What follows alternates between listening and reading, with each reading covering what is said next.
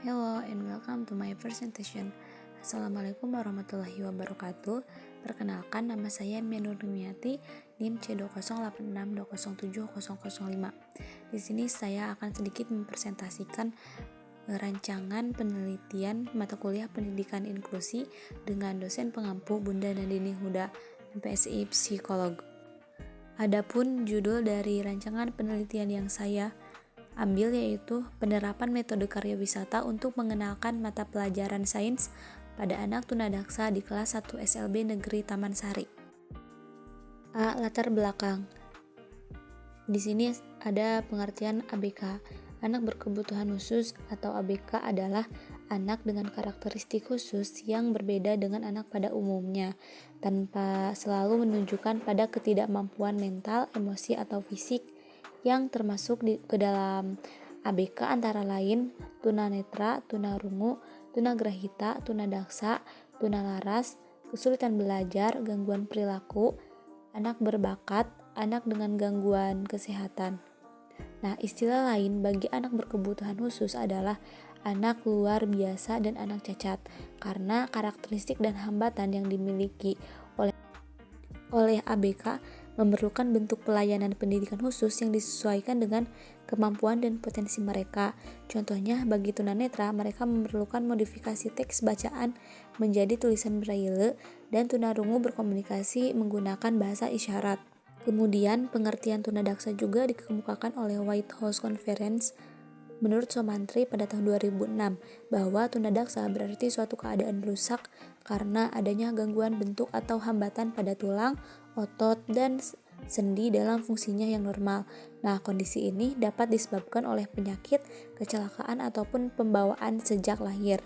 Pada anak tunadaksa yang sedang mengalami perkembangan dalam tingkat berpikir memerlukan stimulus untuk lebih memahami materi dalam mata pelajaran IPA atau ilmu pengetahuan alam, agar lebih berpikir logis, kritis, kreatif, dan mampu memecahkan masalahnya di kehidupan sehari-hari yang erat kaitannya dengan sains. Nah, adapun tujuan pembelajaran sains di sekolah menurut Karin, Khairuddin, dan Sugiono pada tahun 2005 adalah 1. Menambah keingintahuan, 2. Mengembangkan keterampilan menginvestigasi, 3. Mengembangkan tentang sains, teknologi, dan masyarakat. Oleh karena itu, penulis ambil judul penelitian sebagai berikut, yaitu penerapan metode karya wisata untuk mengenalkan pelajaran sains pada anak tunadaksa di kelas 1 SLB Negeri Taman Sari. Nah, berdasarkan pengamatan awal di SLB Negeri Taman Sari pada tanggal 3 Oktober 2022, di kelas 1 belum terdapat mata pelajaran IPA atau sains, karena untuk mata pelajaran IPA itu sendiri baru diajarkan kepada anak kelas 5. Hanya saja di kelas 1 guru itu sudah mengenalkan sains yang sederhana seperti dalam metode pembelajaran, yaitu membuat kolase dari bahan alam seperti daun dan biji-bijian. Nah, masalah tidak adanya mata pelajaran sains di kelas 1 SLB Negeri Taman Sari merupakan suatu masalah yang memerlukan alternatif pemecahannya. Hal ini perlu diupayakan mengingat bahwa penerapan metode karya wisata sangat diperlukan dalam kehidupan sehari-hari untuk mengidentifikasi penyesuaian diri dengan lingkungan tertentu agar anak tetap mempelajari dan mengenal tentang sains. Beranjak dari hal tersebut, penulis ingin menerapkan metode karya wisata pada mata pelajaran IPA untuk anak tunadaksa kelas 1 di SLB Negeri Taman Sari. B. Teori. A. Konsep tunadaksa. Tunadaksa berasal dari kata tuna yang berarti rugi atau kurang, dan daksa berarti tubuh. Banyak literatur cacat tubuh atau kerusakan tubuh tidak terlepas dari pembahasan tentang kesehatan, sehingga sering dijumpai judul Physical and Health Impairments, kerusakan atau gangguan fisik dan kesehatan.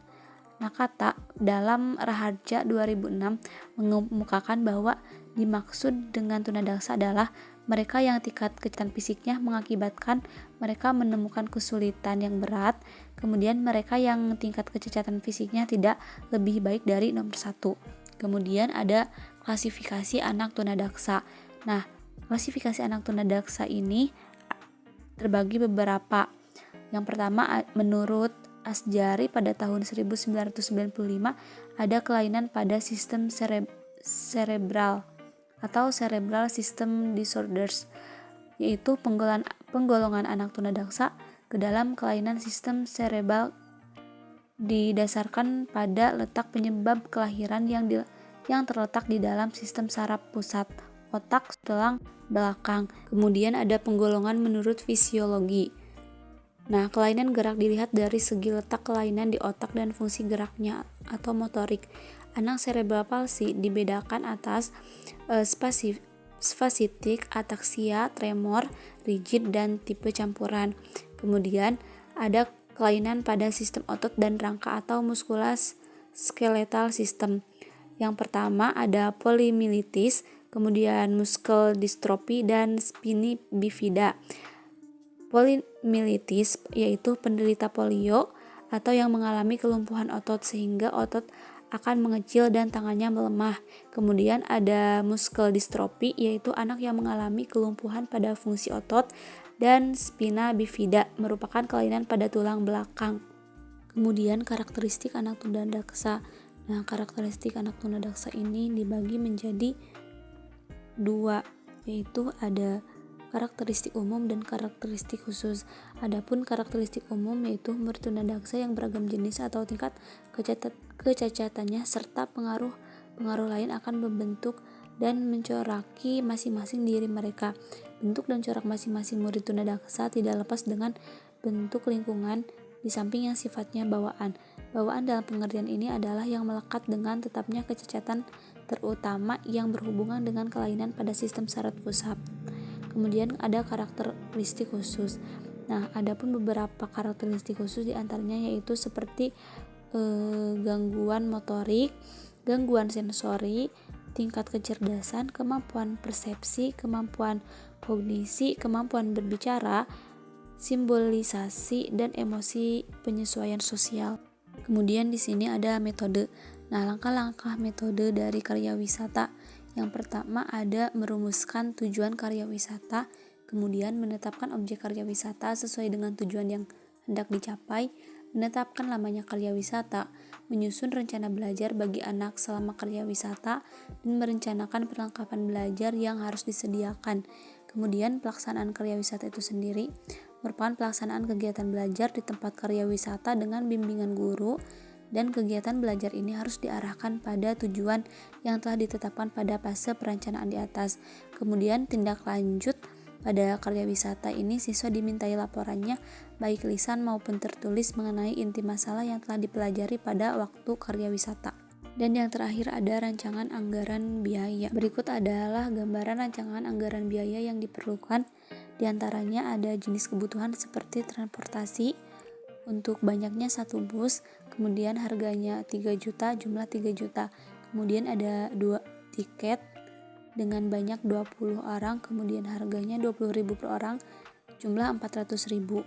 Snack 40 pieces untuk 20 orang dengan harga 1 piece 20.000 kali 40.000 yaitu 800.000, dan perlengkapan belajar 20 pieces dengan satuannya 10.000 dan jumlah keseluruhannya itu 200.000. Adapun total dari rancangan anggaran biaya yang diperlukan adalah Rp4.400.000. Dicukupkan sekian presentasi dari saya. Terima kasih. Wassalamualaikum warahmatullahi wabarakatuh.